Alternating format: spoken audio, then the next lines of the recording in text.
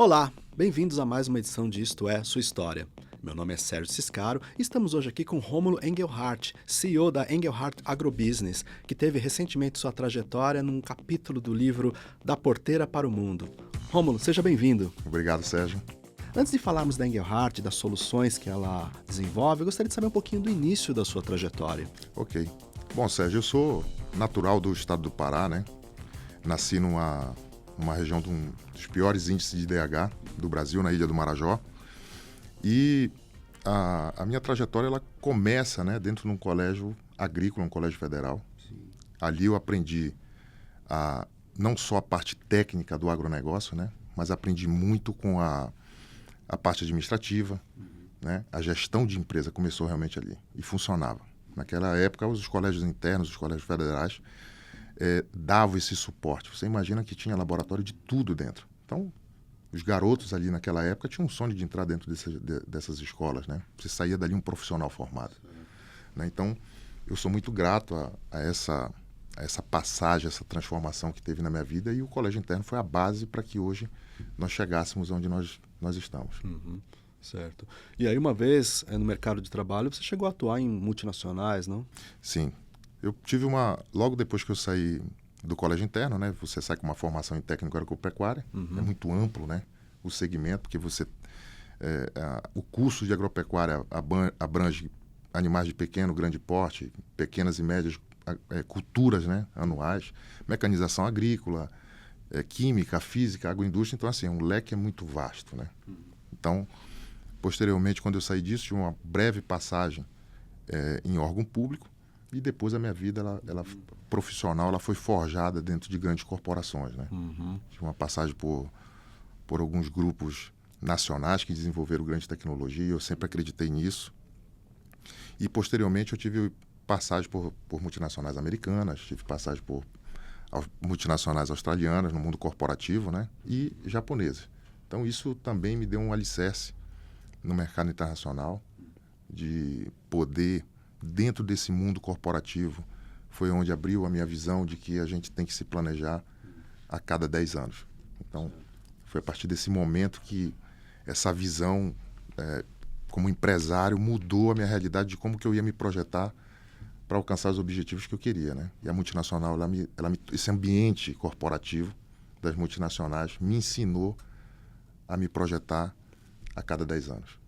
E aí você vai... É o contrário, né? Se projeta para 10 anos e os objetivos eles vêm sendo diários, mensais, bimestrais e anuais. E aí você vai correndo atrás dessas metas. Certo.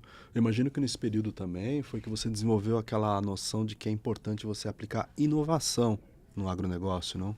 Verdade. Né? Você imagina que essa passagem dentro desse mundo corporativo, né? É um mundo de muita competição. Já existia uma multinacional no Brasil que estava há 45 anos. Então, você imagina uma outra empresa vir entrar no Brasil para concorrer com uma empresa que tinha 100% de market share. Sim.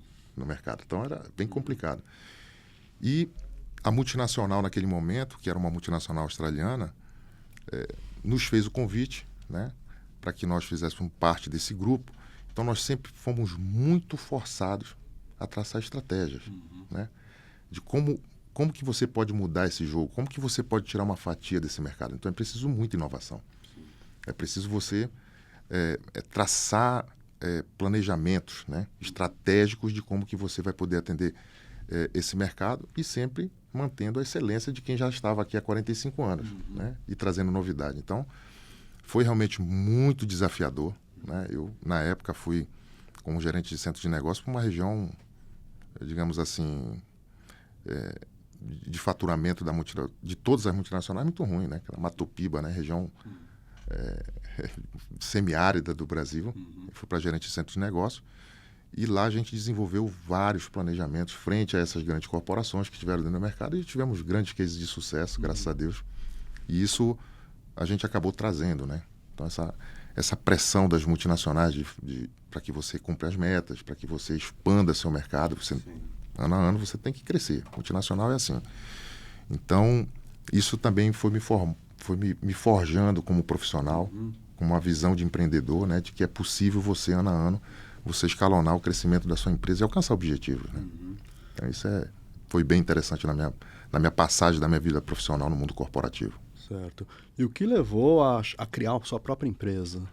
Então, eu teve um amigo que naquele momento, né, com essa quebra de patente dessas multinacionais e outras entrando dentro do mercado, você imagina que essas multinacionais tinham alguns produtos inovadores que estavam engavetados, né?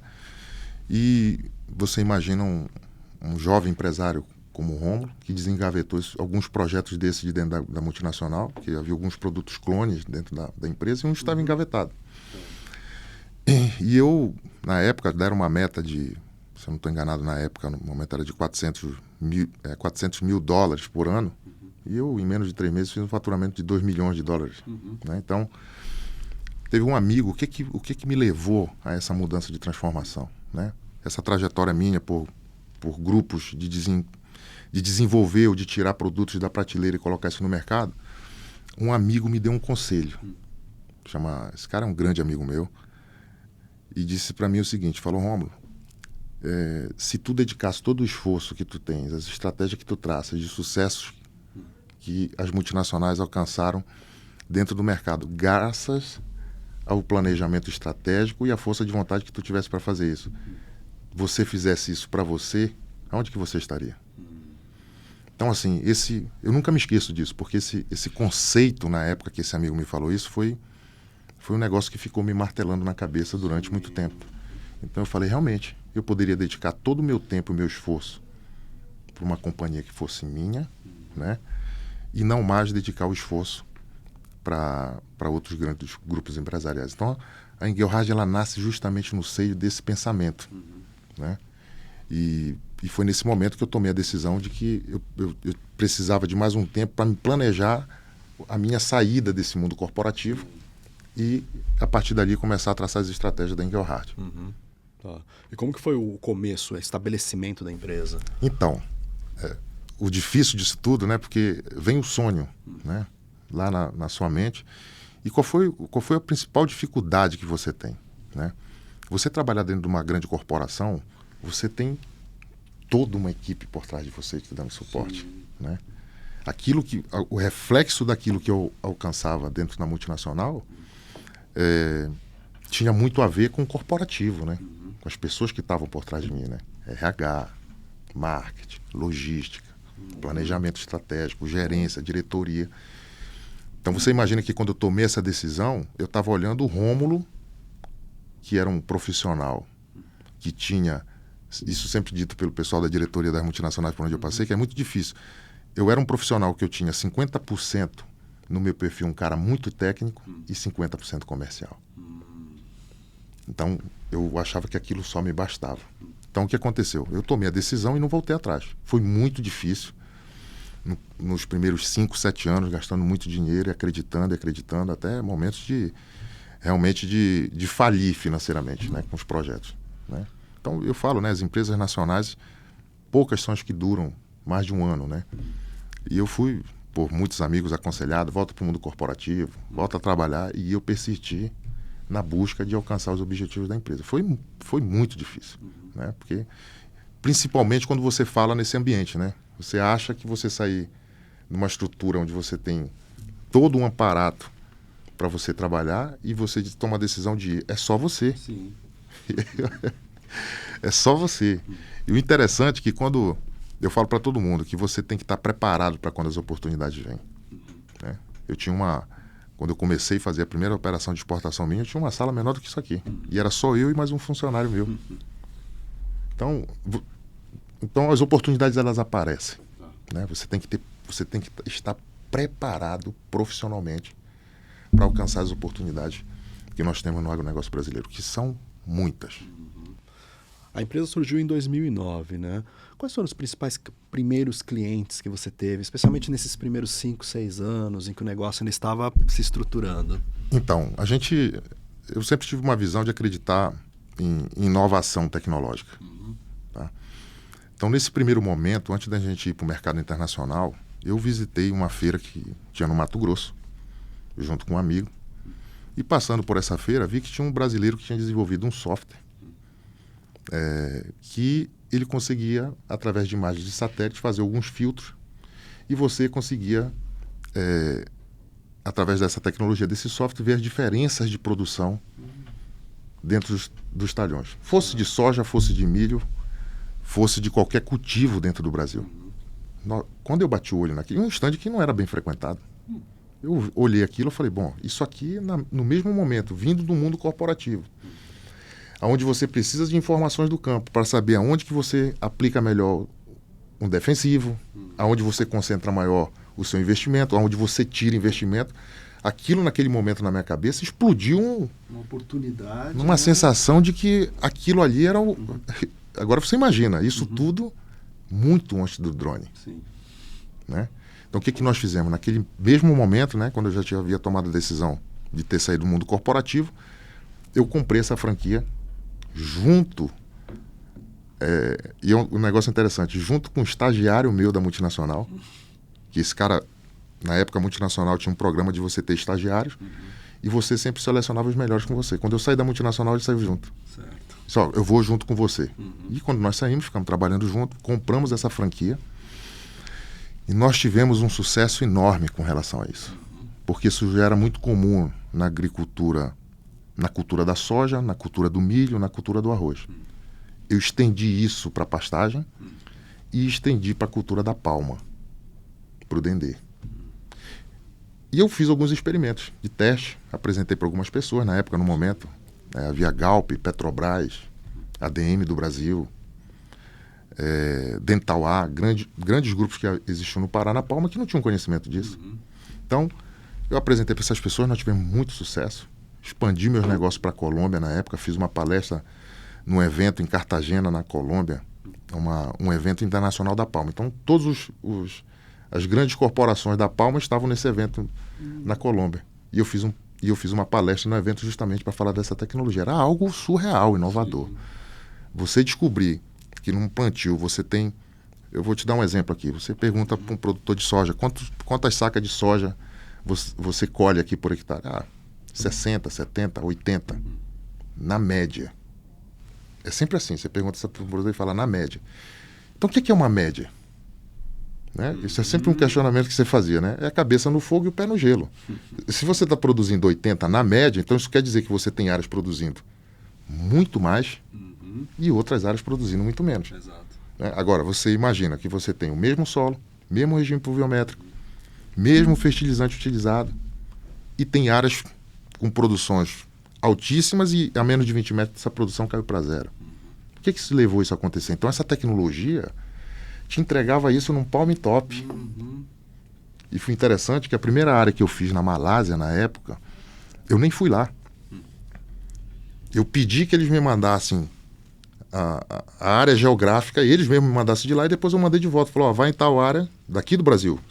Você vai em tal área, com a coordenada X, Y, Z, você vai encontrar áreas com alta produção e baixa produção. E tal área B, C e D, você vai encontrar áreas com produção nula, baixa, alguma coisa. Aí ficaram surpresos. Você imagina, nunca nem botei o pé na Malásia e eu estava mandando daqui a informação para ele. Então, quando nós iniciamos o nosso trabalho, nós adquirimos essa tecnologia e logo eu enxerguei o drone entrando. Naquele momento eu disse, isso aqui vai se tornar defasado, como se tornou. Né? Então, foi nesse momento que eu vi a trajetória do software desse parceiro nosso comercial. Iria por água abaixo, porque os drones estavam entrando no mercado. Eu passei a tomar outras decisões antecipadas dentro da companhia, que foi justamente a entrada no mercado internacional. Né? Eu já vivia nesse mundo corporativo, eu tinha um sócio que era diplomata, na época, malaio, e essa pessoa me levava muito dentro das embaixadas em Brasília. E aí foi aí que começou a aparecer as oportunidades. Era o pessoal querendo frango, era o pessoal querendo carne, era o pessoal querendo boi. E aí, novamente, enxerguei a oportunidade dentro dessa lacuna de poder trabalhar. Então, a gente veio, a Engelhard, nós sempre tivemos essa visão, quando eu te falei no início da conversa de planejamento ao longo de 10 anos, pode ser que se o seu plano, no meio do caminho, você vai encontrar mudanças tecnológicas, uma série de coisas que mude o seu negócio. E se você tem informação antecipada, você tem poder. Sim. Então, eu sempre trabalhei com a visão de que nós devemos ter informação antecipada, para que você se projete para o momento que vai chegar de oportunidade de negócio, você está pronto para ou tomada de decisão de encerrar aquela operação, de você tomar uma outra vertente dentro da sua companhia. Né? Então, eu sempre coloquei um pilar dentro da nossa empresa, que a informação é um dos bens mais valiosos que nós temos na vida. Certo, quer dizer, a capacidade de reconhecer oportunidades e de antecipar cenários. Eu sempre fui tido dentro das corporações como esse estrategista, né? Com essa visão de vamos ver onde a gente coloca o pé ou onde a gente tira. Sim. Né? Estrategista. Eu me defino dessa forma. Eu sempre fui um grande estrategista na tomada de decisões nesse mundo corporativo. De sempre estar inovando. E nesses 16 anos de existência, a Engelhardt tem crescido bastante. O que ela faz hoje? Quais são as principais áreas de atuação da empresa? Então, nós, como eu acabei de falar para você, nós iniciamos na área internacional, né? Começamos na exportação de carne naquela época e depois entramos no comércio de exportação de gado vivo. Né? Então nós tivemos grandes cases de sucesso, atendendo países aí como Marrocos, Egito, Iraque, Jordânia, Turquia, que são hoje um dos grandes parceiros comerciais do Brasil. Sim. E hoje a nossa empresa está inserida aí entre os maiores players do segmento da América do Sul. Né? E nós tivemos também, ano passado, uma conquista. Nós iniciamos a Engelhardt nos Estados Unidos, a Engelhardt USA, e nós adquirimos o FDA americano, uma das maiores certificações mundiais, rigorosas, né, dentro do cenário mundial. Então nós conseguimos isso lá. Nós temos hoje um produto lá do Pará, que é o açaí liofilizado, é um açaí em pó, é onde você não passa por nenhum processo químico, que você adiciona água ou fruta, alguma coisa, automaticamente você garante todos os sabores de um açaí, como nós tomamos lá no Pará. Então nós entramos com isso nos Estados Unidos e também o inverso, né? Em busca de tecnologia e inovação, trazendo para o Brasil. E nós, ano passado, de olho nesse gigante asiático que é a China, tivemos ano passado na China, temos uma outra companhia que se chama Engelhardt Import, né? E aonde nós fomos na China aí em busca de novas alianças, né, comerciais. E nós ficamos surpresos, ficamos lá eu fiquei por 10 dias, e ficou uma executiva nossa lá por 30 dias, visitando aquele país e buscando oportunidades de negócio. Né? E temos agora, dentro desse segmento do agronegócio, uma inovação que vai mudar a realidade de muita coisa no Brasil, na região do semiárido, e também dos países árabes desérticos, que nós estamos investindo muito pesado na biotecnologia. Nós fizemos uma aliança com uma grande corporação. Você imagina que hoje nós conseguimos produzir milho com 7 dias. 7 dias só? Só. Como que funciona? Então, eu vinha te falando que a gente acredita muito em tecnologia e em caminhar também por caminhos onde ninguém está indo. Né? Da mesma forma como eu encontrei aquela empresa lá atrás, né, que estava ali, ninguém visitando o stand dela, e o cara tinha uma mega de uma tecnologia. Eu vinha buscando uma forma de nós podermos produzir alimentos sem que que é o que o mundo está buscando hoje, né? Sem utilização de agrotóxicos, de químico, utilização de solo, sem desmatamento. Como fazer isso? Então, o Brasil tem algumas tecnologias, algumas técnicas com relação a isso, e eu comecei a buscar isso na internet. Acabei encontrando a empresa, no dia que eu estava fazendo isso, estava a menos de 30 minutos de mim. Né? Eu fiquei surpreso. Você imagina hoje você ter a capacidade de produzir um milho, uma aveia, um trigo, sem a utilização de solo, e em 7 dias você já tem produção para você alimentar peixe, para você alimentar cavalos, bois, frangos e suínos, sem utilização de químico, baixa utilização de água. Em 7 dias você fazer algo desse tamanho.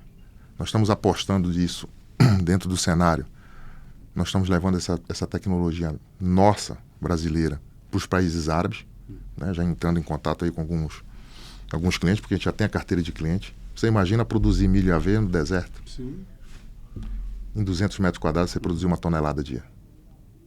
Nós temos isso. Nós estamos prontos em escala comercial As alianças foram feitas entre a Engelhard e esse grupo empresarial, que está apostando e acreditando na gente. Nós, como sempre, fazendo todo esse planejamento estratégico no mercado internacional.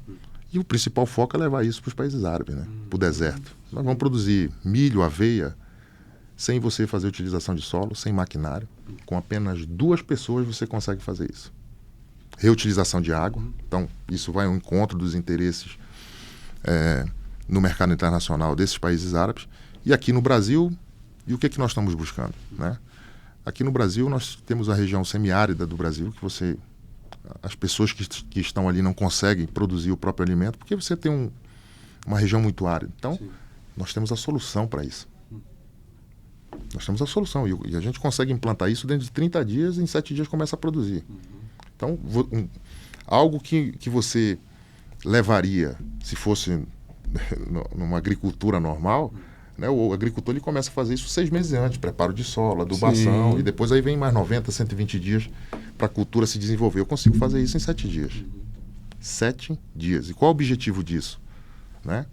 É a produção de alimento, né, para animais, né, de pequeno, médio e grande porte. E alguns estudos que nós já estamos fazendo, no caso da aveia, por exemplo, você pega a aveia, você coloca no liquidificador, você bate, você tem um índice de energia e proteína lá em cima, que poucos alimentos têm isso. São os brotos, né? Então, a nível mundial, na escala e na proporção que nós estamos fazendo, você não tem nada parecido com isso. Por último, nós estamos buscando aí, a gente sabe que o meio político é muito difícil, mas nós estamos tentando ter acesso ao presidente da República, porque isso é a solução hoje do Nordeste brasileiro.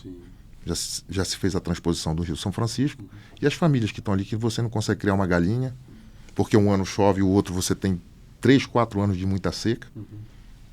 O problema de água já se resolveu. Agora precisa se resolver o problema de produção, para que essa região do nosso país se transforme numa potência agrícola. Sim. E hoje nós temos essa tecnologia na mão. E aí vamos se falar de Amazônia, com relação a essa tecnologia que nós temos. O que acontece muito hoje na Amazônia, quem desmata a Amazônia não é o grande empresário. Tá? São pequenos famílias, de médias famílias que tem ali, que não têm acesso à tecnologia. Então o que ele faz? Você imagina que ele tem uma área da fazendinha dele lá do tamanho dessa mesa. Então esse ano ele vem aqui, ele roça, né? Toca fogo, e daqui a pouco ele planta uma mandioca, depois ele planta um capim para poder ter alimento para dar para o gado, para dar para a galinha, para dar para o suíno, para dar para um peixe que talvez ele crie lá na casa dele, né? Para o cavalo, porque tem que ter, ou para o búfalo. Então, e aí o que acontece? No ano seguinte, como ele não tem acesso à tecnologia, aquela área de produtividade vai lá embaixo. O que ele faz de novo? Ele pula para a área do lado, desmata, queima, e assim ele vai fazendo. Agora você imagina isso feito numa escala de milhares de pessoas que estão dentro da Amazônia hoje. Então, veja bem, essa tecnologia que nós temos hoje na mão já é uma solução hoje, estamos falando de COP30 lá no estado do Pará, e é um projeto que eu garanto, vai resolver boa parte dos problemas que nós temos na Amazônia. Um deles é o desmatamento. Bom, se eu tenho uma produção de alimento a cada 7 dias, onde eu consigo alimentar minha vaca de leite, onde eu consigo alimentar os ovinos, caprinos e aves, para que eu vou desmatar? Agora, precisa, é como eu falo para você, o que nós estamos querendo fazer não é vender produto, nós queremos vender a tecnologia. Certo. É isso que nós estamos buscando. E eu claro, como um grande brasileiro, um patriota que acredita no meu país, eu gostaria que isso iniciasse aqui. Mas, como eu digo, a burocracia do Brasil é tão grande para que você escalone isso, que nós estamos vendo essa tecnologia nossa iniciando as operações brasileira, nacional, indo para os países árabes, porque eles são muito mais agressivos, né? Então, esse contato que eu gostaria de poder sentar com os governantes do nosso país, do nosso estado, e poder apresentar, falar, olha, nós temos uma solução aqui viável. Eu duvido que alguém na COP30 vá apresentar realmente um projeto, porque o que você precisa fazer é o seguinte, você precisa solucionar o problema daquelas pessoas que estão ali. Essas pessoas precisam comer, essas pessoas precisam produzir. E para produzir você precisa de água e solo. Sem água você não faz nada. Sem solo você não faz nada. Então as pessoas precisam comer, precisam se alimentar. E agora nós estamos levando uma tecnologia nossa desse porte. Eu gostaria que isso iniciasse no Brasil. Eu gostaria que isso iniciasse no nosso país. Eu gostaria de estender isso para o Nordeste. Eu gostaria que a Amazônia fosse referência para o mundo com uma tecnologia que é nossa.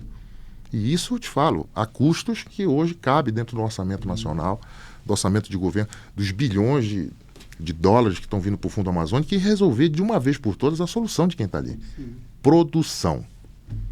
Então nós temos a solução para fazer com que essas famílias produzam em 200 metros quadrados o suficiente para que eles produzam lá o gado de leite, o seu peixe, o seu frango, sem que você precise desmatar, sem que você jogue químico, baixe a utilização de água, porque a água que nós utilizamos nessa tecnologia ela é renovável, ela passa e volta, passa e volta, passa e volta. Onde é que tem isso? Nós temos isso aqui no Brasil, é nosso, né? Infelizmente, a gente está buscando, eu não estou falando, até porque, como a gente vive no mundo empresarial e não no mundo político, né, a gente gostaria que isso chegasse de uma forma para que a gente pudesse apresentar uma solução inovadora que vai revolucionar, sim, o Nordeste brasileiro. Você imagina o Nordeste hoje tendo capacidade de produção de alimento para poder você sustentar os rebanhos. Você tem uma vaca de leite. O que acontece muito no Nordeste que acontece lá? O governo vai, incentiva, compra a vaca de leite, compra a cabra, compra um boi. Verão de 2 anos, 3 anos, morre tudo. Por quê? Não tem alimento. Sim. Né? Então, é uma solução clara. Isso é uma das coisas que nós, junto com essa grande companhia que fez uma aliança com a gente, é a grande aposta nossa nesse cenário, diante de tudo que nós estamos fazendo. Mesmo com a entrada nos Estados Unidos, mesmo com a entrada na China, essa é a galinha dos ovos de ouro da Engelhard Agrobusiness nesse atual momento. Não, e as vantagens econômicas, sociais e ambientais são evidentes. Evidente, né? Social, você imagina que hoje 2 pessoas trabalham dentro desses galpões, então as próprias mulheres, né? Porque não exige uma mão de obra braçal para se poder fazer isso, né? Enquanto os maridos estão trabalhando. Então, é tudo que hoje nós estamos buscando, o mundo vem buscando, de social, ecológico, produção, geração de emprego e renda. Por meio de uma solução inovadora. Né? Então, eu acho que a gente precisa acreditar mais no empresariado brasileiro. Nós temos, da forma como eu disse para você aqui, de alguém que desenvolveu um software muito antes de existir drone. Então tem muitas outras oportunidades de gente que está, talvez hoje nos ouvindo aqui, de gente que está ali com o coração pulsando, igual eu tinha meus 18 anos. De acreditar em inovação, de saber que aquilo que você tem soluciona problemas no mundo. E eu sou prova viva disso. Acreditei na tecnologia, que ninguém, na época, no stand, um stand vazio, ninguém acreditou naquilo ali, e botei a tecnologia no mundo. E eu tenho certeza, as crenças que nós, como empresário, em todas as operações que a Engelhard entrou e acreditou nos nossos objetivos, nós sempre alcançamos. E essa tecnologia dessa biotecnologia que nós estamos desenvolvendo, isso vai ser reconhecido mundialmente. E eu gostaria que nesse assunto, eu garanto uma coisa para você, o estado do Pará vai ser o foco do mundo justamente em que ambiente?